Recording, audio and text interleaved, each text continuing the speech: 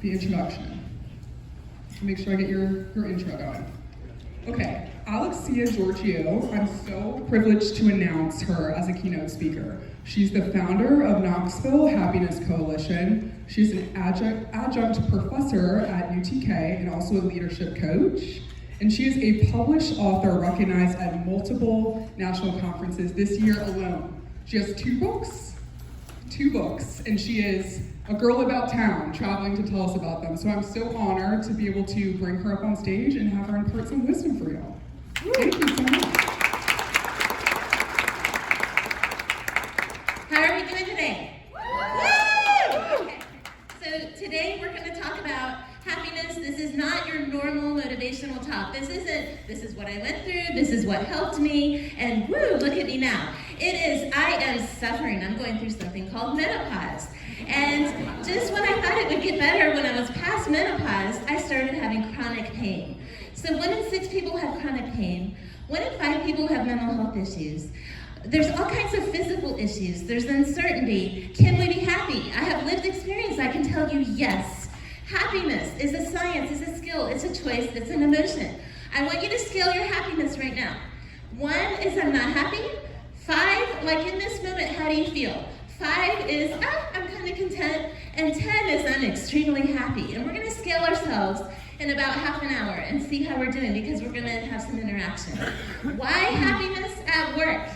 Happiness is profitable. There was a study by Oxford. Indeed, polled 15 million employees from 1,700 publicly traded companies in the United States alone. They ranked the companies according to employee well-being, the top 100. If you had invested in those companies over a 2-year period, you would have beat the Dow Jones and S&P 500 by 20%. So happiness is profitable for our organizations to talk about. There's a World Happiness Report. Every year, the United States was number 15 in 2023. In 2025, we dropped to number 24 out of 140 countries. Why? How is it measured? It's measured because we are suspicious of one another. We don't expect kindness. We are lonely at work. 1 in 4 Americans eat alone. 19% of our youth say, I have no one to depend on. That is very serious. So when we talk about happiness and what causes happiness, they tell us that it's pro-social behavior and kindness. And I get a little teary-eyed talking about that because this gives me a lot of meaning and purpose to teach people. It's right under our eyes. We can mentally assent. I get what happiness is, but we need to level up and practice it with one another. I want you to look at each other right now. Connection. Okay, we're going to be doing a lot of looking at each other. Okay. Number 1 country, Finland. Why is Finland number 1? My colleague Nico, he writes about Finland, and he says we walk along the street. We look at each other. We acknowledge one another and nod. We know it's winter. We know it's going to get dark and very cold. And we're going to be in our saunas. And we're going to be drinking our national tea. And we acknowledge that we're in it together. When do we do that in the United States? We just had a daylight savings time. Do we nod at each other in the streets? We are in this together. Let's start leveling up and doing that today and be like Finland. That loneliness is killing us. It's like smoking 15 cigarettes a day. Now let me tell you about happiness. That 40%, that is up to us. 10% is what happens to us. So it could be 10% negative. Doesn't it feel like a lot more when something negative happens? Or when we hear the news, something outside of our control. But 10% also is when something good happens. It's only 10%. And we live our lives thinking, I want something good to happen. That's what success is. I'm dispelling that right now with this talk. We're going to get through it and to build the understanding. The rest of the 50%, organic. I used to feel happy at my baseline throughout my life until I was 46 and started going through perimenopause. Now I'm 55. My baseline is despondent. I feel sad, I feel anxious, and there's not a reason. 10%, most of the time it's been a phenomenal year. Amazing things are happening. And I was sitting there going, I get the 10% negative being 10%, but 10% amazing things and I still feel sad. What is going on? And this is a true, scientifically proven happiness formula. Okay, we all carry an atmosphere, and we are contagious just like a virus. Our emotions are contagious. So the emotions inside of us affect our body language, and our body language affects our emotions. If you fake a smile, it's not contagious, it's not real. If you give a genuine smile, it's very contagious. And they tested this. They said, have a fake smile, and then they had people interact, and have a real smile, and they had people interact.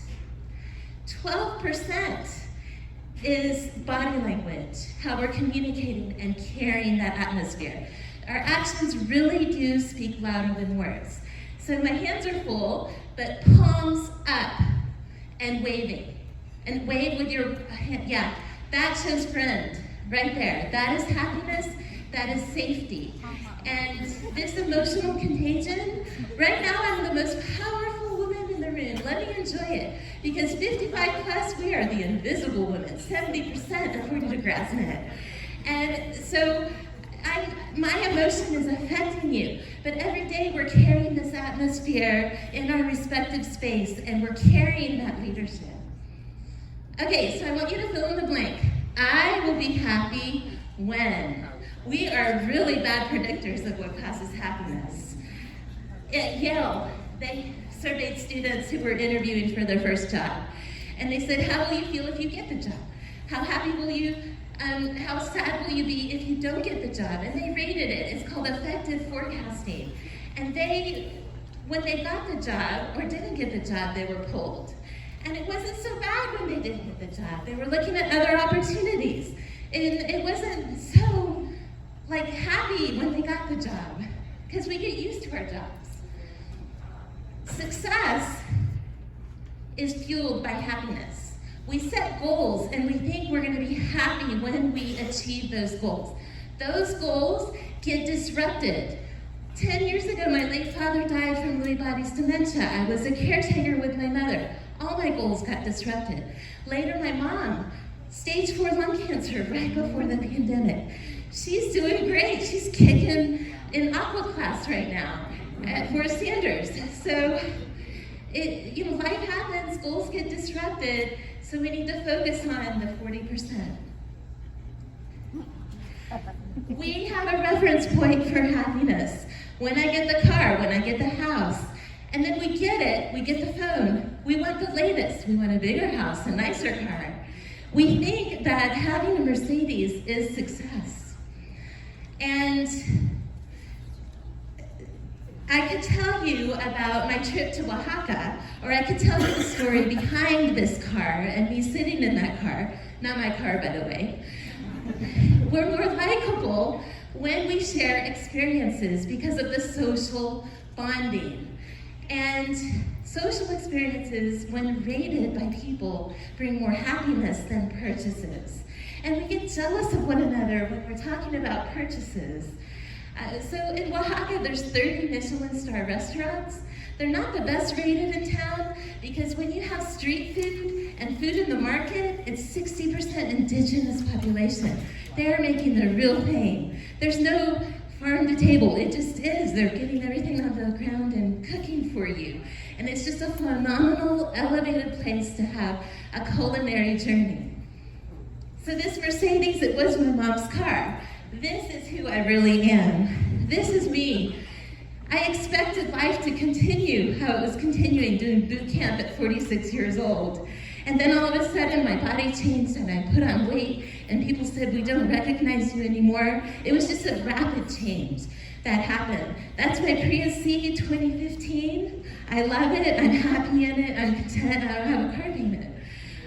So I'm like, what happened? Because happiness is about expectations. And with menopause, nobody talks about it, there's no data. Women 55 and older in Oxford study, they said, you're not even studied for vaccine trials, so nobody can tell me what to expect. So I can't even adjust my expectations to realistic. I'm going to relay that to the future of work. We know that AI is here, that we're going to have disruptions, we're going to have layoffs, budget cuts. There's all kinds of change that's going to happen. I can't tell you what that's going to look like specifically, but we need to adjust our expectations, and then when it happens along the journey, we can remain happy because our expectations are more to reality. According to the Harvard 85+ year study on happiness, a greater determinant of your financial success, more than intellect, is warmth of relationships. Harvard took 2 cohorts. Only men went to Harvard in 1938. Our president JFK was one of that cohort. Then they took another cohort, teenagers from Boston, lower socioeconomic area. The status doesn't matter. They found the same results. People in chronic pain reported high levels of happiness, and the researchers were stupefied. They said, how? And the people said, it's because I know I have someone to depend on. When I first heard Robert Waldinger, who's the current leader of the study, share that, I said, how? I was really baffled. And now that I'm in pain, in this chronic pain, that I can tell you, yes, you can have happiness because of the support and the love that you feel from those around you. Okay, so if you're an Eeyore like me, and just really sad, there's a recent study that people who actively gave less than a penny a day because of different currencies relieved their major depressive disorder and improved their mood within a 2-month period. So they would go online and they would give the amount every day. So it's not having it cut out of your paycheck. It's a small act that we can do every day. I want to pass this penny around. This is the nonverbal prompt. And look at the person you're passing it to. When it's being passed to you, greet the person and look at it. Don't pass it without eye contact. If we can just start passing the penny. Yeah, thank you. Oh, thank you. We're wired for kindness. 300 recorded observations among 8 communities, urban to rural, worldwide. It did not matter what culture. People helped. They looked at who helped, how long it took, why they helped, what they did. So I want to say to you, as admin professionals, you are the glue of the organization, and you keep things together. Yeah. Okay, the brain. Our brain is naturally scanning for threats. And we need to tell that amygdala, hey, there's no threat. Because the brain doesn't know the difference between stress and a physical threat. It's pretty amazing. And when the amygdala starts working because we're so stressed, this prefrontal cortex starts to shut down. And we stop reasoning, our memory's affected, and our problem solving. So happiness habits in the moment help relieve that stress. Also, the brain at default mode, just doing nothing, is equal to thinking of other people, yesterday or tomorrow. The only time it's active is when we're in the here and now. 46% of the time we're in the here and now. So a wandering brain, a wandering mind is an unhappy mind. I walked into a place of work to meet with the franchise owner after hours. Anybody have this on their desk? And my amygdala said, caution, and I didn't know how to interact because it wasn't related to the business and I didn't expect her to be there. So I took a photo when we were done with our meeting. And I match energy, so you go ahead and decide how we're gonna act. I wanted to say to that pal, it's actually involuntary. Let me explain it to you. Curious George was part of a study in the 1900s. And they put a monkey in a lab, and they were looking at the monkey's brain waves when the monkey was completing tasks. They were on break, and the researcher picked something up, the same part of that brain that the monkey lit up as when the monkey was picking things up. It's called mirror neurons. That's why at a football game when our favorite player gets hurt, we go, ouch. The brain doesn't know the difference of when it's happening to someone else or it's happening to us. That is the grounding of empathy, that we are so wired with one another. Okay, so really quick, in your pairs, remember I walked around, I said get in pairs. This is only eye contact. If you are on my right in your pair, raise your hand, or closer to me. You're paired up in twos. Okay, so if you are on the right, just decide who's on the right. Raise your hand. Who's on the right in your pair? Eye contact with the person next to you. Okay, no, this is not verbal. Not verbal. We're not talking. Okay, your assignment on the right is to keep a straight face. Okay? If you are on the left in your pair, raise your hand. Who's on the left in your pair? On the count of 3. Okay, I want you to think of the happiest moment. This is a real smile. I want you to look at your companion, and I want you to give the biggest smile you've ever given. 1, 2, 3. Non-verbal.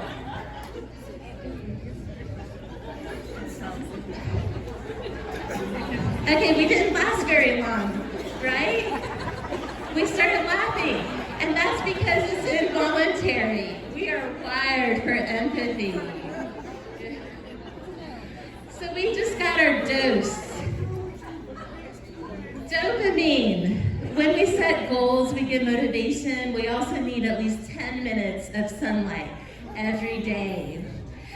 We just experienced oxytocin with all that eye contact, with the love hormone. We're building trust with one another. We're acting like Finland. Serotonin. When we achieve something, that naturally happens, and that gives us calm and confidence. We also get it from dairy, eggs, nuts, chicken, turkey. Gives us serotonin. My favorite's endorphins, because we get the endorphins and the pain relief and stress relief from not just exercise. We need 20 minutes 3 times a week of a walk, but also laughter. Our research is showing us it's equal to the exercise. Also, dark chocolate and cayenne pepper. So, yay, that counts as well, equally to give us endorphins. A habit will take 66 days. That's a short phrase. If you want to change your morning routine 10 minutes, it could take up to 254 days. So we're talking about micro habits. We're going to stack the habit on an already in motion habit, something that we do automatically every day. I want you to think of what that is and a new habit that you would like to start.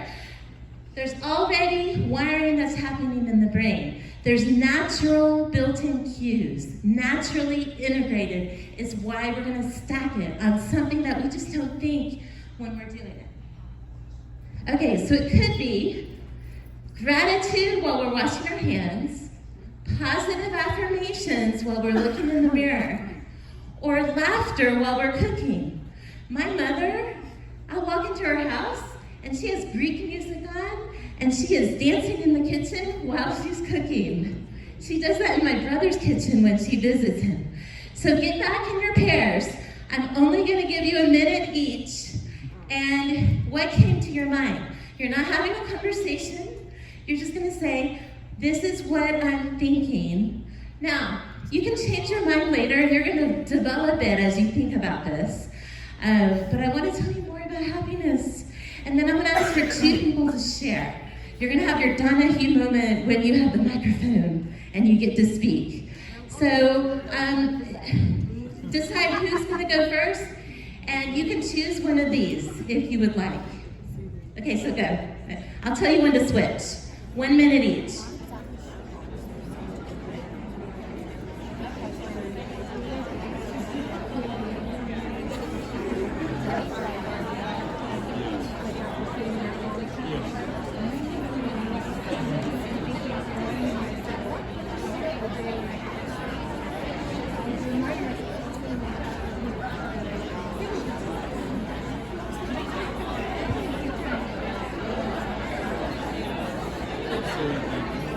I know it's fast. Switch to your partner.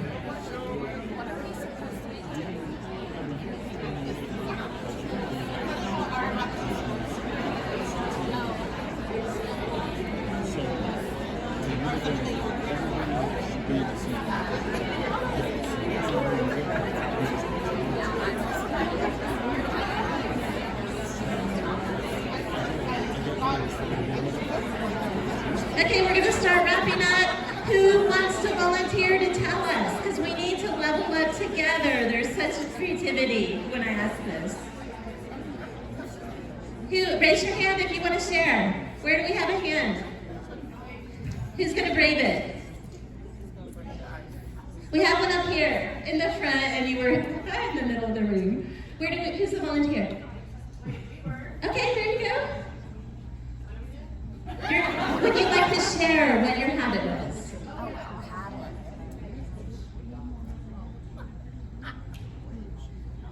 Me, Paula, and I decided that ours was going to be mirror affirmations.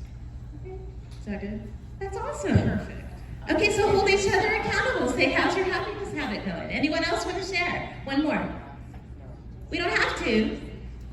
Okay, I had someone say, I'm going to do squats while I do copies. I said, I used to do volunteer burpees. No, that's not happiness for me, but that was really good. I've heard some real creative things. Okay, thank you everyone for participating.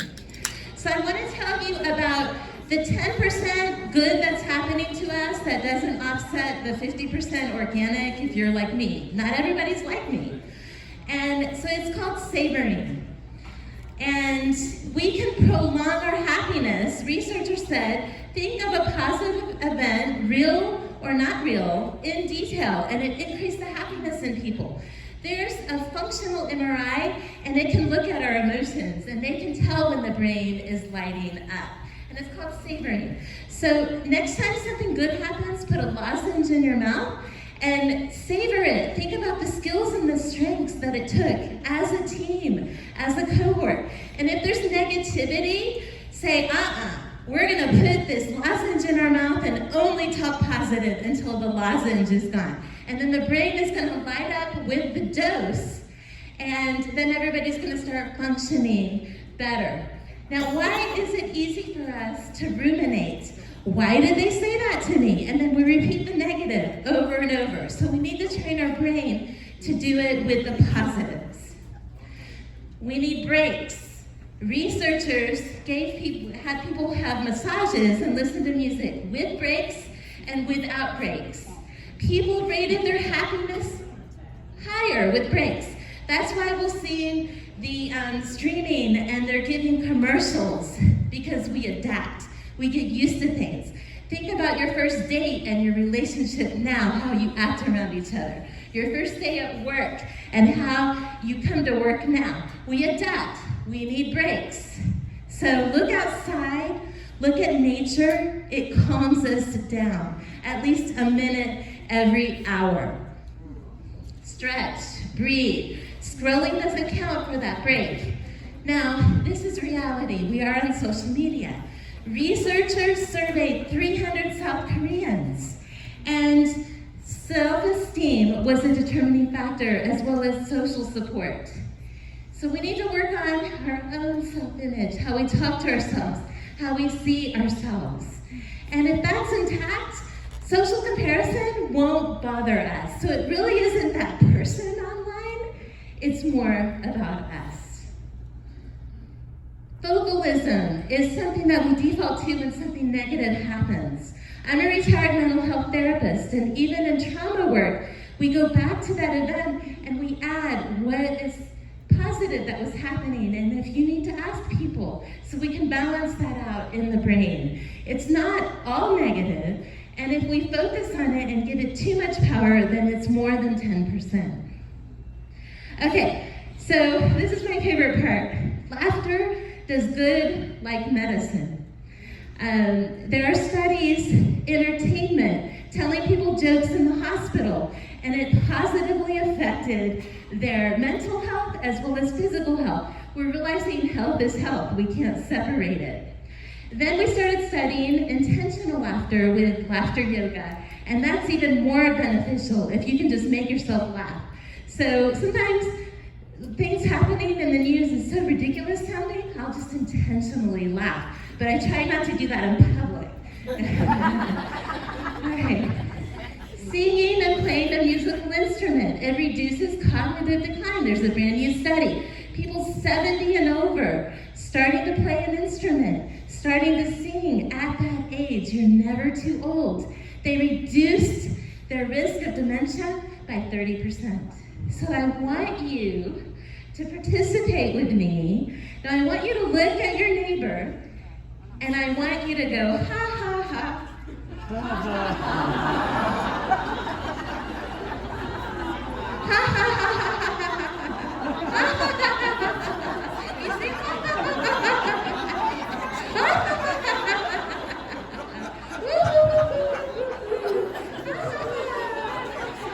Okay, now there's a vagus nerve. It goes from our brain stem, through our vocal cord, through our organs, to our gut.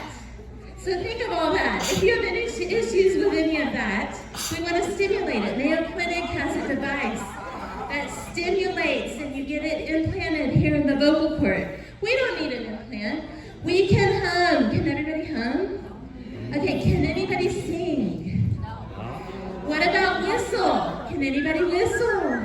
Oh, we have whistlers. Okay, so I'm going to ask you to hum with me, because how did the seven dwarfs know you're supposed to whistle while you work? And if you can whistle, whistle, sing, sing, and I'm going to hum. Da-da-da-da-da-da-da, da-da-da-da-da-da,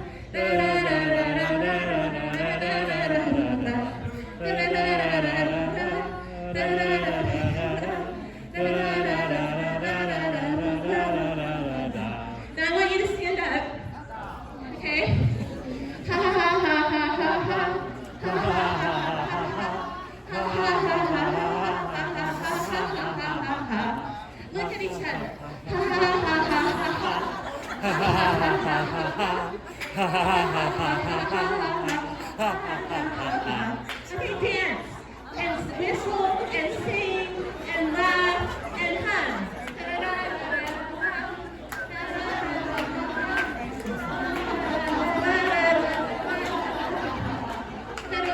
If there's a menopause, you can do it with whatever you're going through.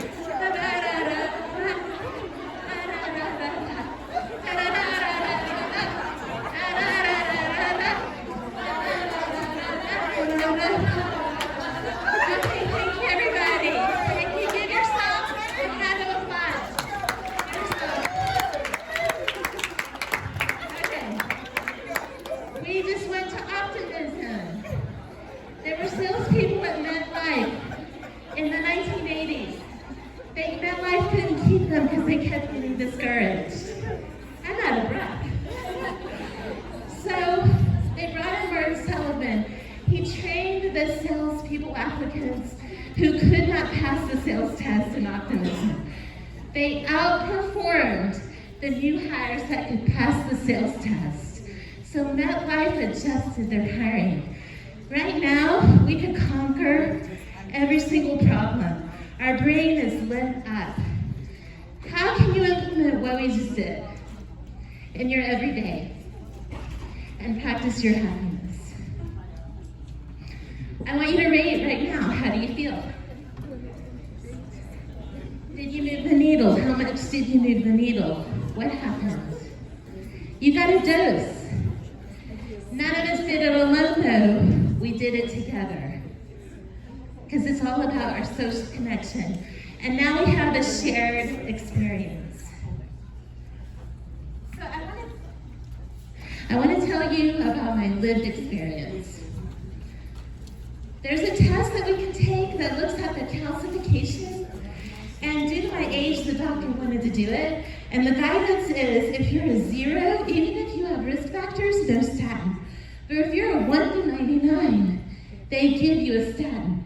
And so my doctor thought, high cholesterol, overweight, high blood pressure, no way this woman is gonna get a 0. So I go in and they have me fill out paperwork, and that puts me in fight or flight because it's a hospital. And I go in to get hooked up, and the gal goes, "You are really, your heart rate's elevated, you need to bring it down." And I told her, "Yeah, it's that paperwork." She said, "You need to bring your heart rate down or we cannot do this procedure." So I said, "I got it." So she goes back and she's watching my heart, and I practiced a happiness habit and brought it down. Wow, was that a moment for me. So we did the test. And I thought, I sat there for 10 minutes teaching what I teach. Elevated heart rate, fight or flight over paperwork. I allowed that, and I didn't practice my happiness habit. That was January. So we're always learning and growing and needing to have those aha moments, and we need each other to remind each other. I get the call about an hour later because I'm sure they really wanted to see what was going on with me. I was a 0. No medicine. It's because I practice laughter. I practice it. Yay! My mom was talking to some long-term friends. They just noticed a big change in me. They laugh as people at church that haven't seen me for a while in the Greek church here in town. They're like, "That's Alexia?" I'm like, "Well, yeah. I mean, we changed." And so she was talking to them, and they brought up their numbers. I'm a 1. I'm a 3. She said, "Alexia's a 0." And they go, they couldn't believe it. But it's true. It's true. So there's lived experience as well. So I am having a free happiness event. It's online. And if you go to the QR code, it's one landing page. With my book, there's a sign up for the newsletter. There is a free choice. World Happiness Day is March the 20th. That's when that event is. There's all kinds of events around the world. That's when the World Happiness Report comes out. And so Finland, how are we gonna outrank Finland? How is APS here gonna outrank Finland today? What did you hear that they're gonna do? That they do that we need to do? It's what we practiced. It's what we practiced together. Saunas, massages with breaks, lots of streaming, cayenne pepper, interacting with each other, greeting each other. Yeah, what's going on that we don't look at each other? Like when I'm in the grocery store, I'll look at people. When I'm in the grocery store and it's Aldi, it's happened 2 for $2, and the cashier's scanning my little amount, and they start throwing it down in the cart. And I go, "Can you please put it in the basket?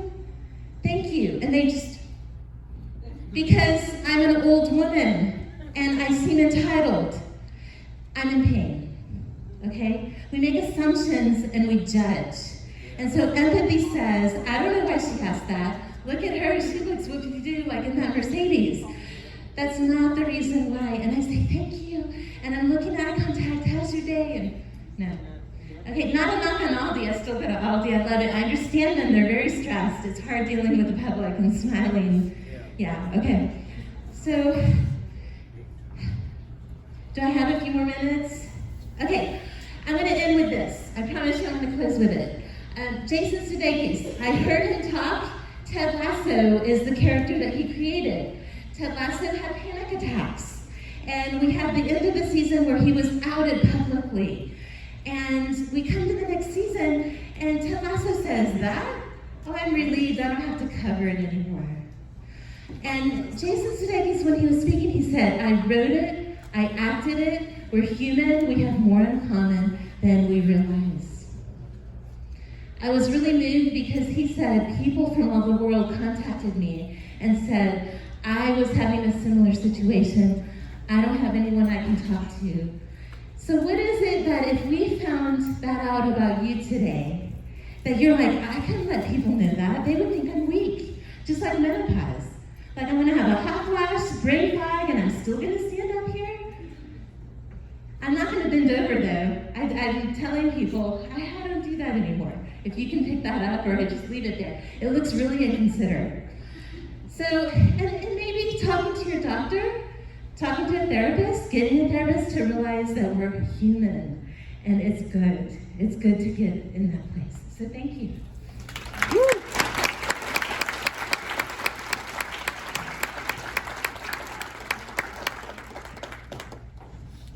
Thank you so much, Alexia. I want to say thank you for your time here with us, and can we please give another round of applause? Thank you so much. Thank you so much for that wonderful kickoff for our 2025 Administrative Professional Summit. And we are going to do a few giveaway raffles. Ooh.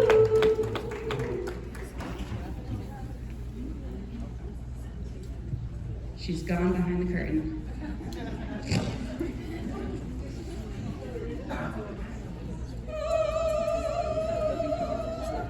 These are the 3 that we will be doing for this morning.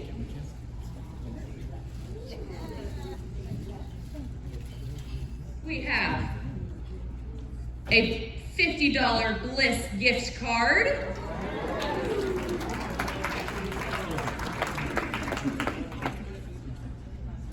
And that is going to, drum roll please.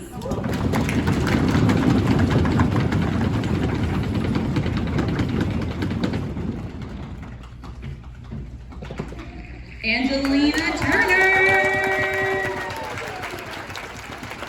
Hey.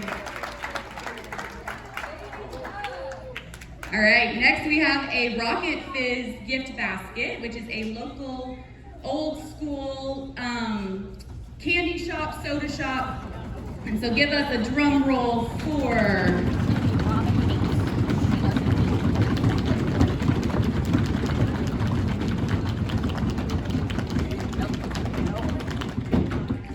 Tasha Dorsey.